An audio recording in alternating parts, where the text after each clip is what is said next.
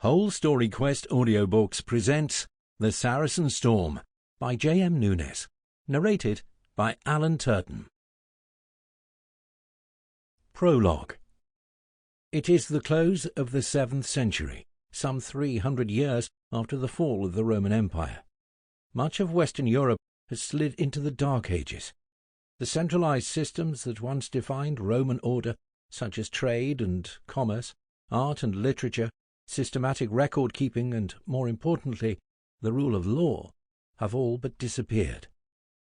Brutality has become ingrained in the very fabric of society.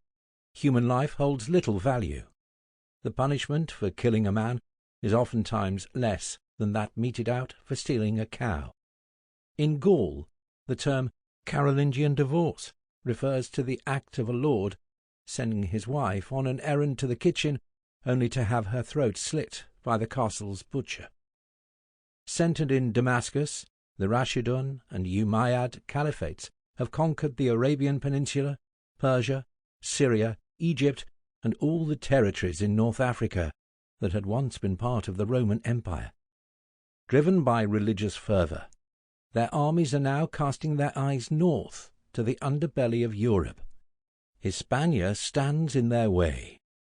There, an aging monarch, King Witiza, rules with an iron fist over a system of fiefdoms, presided by a cadre of dukes and barons. And in a rural villa in the northern province of Asturias, in the year 693, a young boy named Pelayo has just lost his mother to illness. Chapter 1. Night was falling as the two mounted men-at-arms led the 8-year-old boy through the main gates and into the city of Gijón. The storm clouds that had been chasing them since early evening finally caught up to them, and rain began spattering down. Pulling up the hoods of their riding cloaks over their heads, the three steered their mounts down one of the alleyways leading towards the heart of the Asturian capital. As darkness closed in, the glow of oil lamps began spilling out from the shuttered windows. The rain had driven everyone indoors, and only a handful of people were walking about.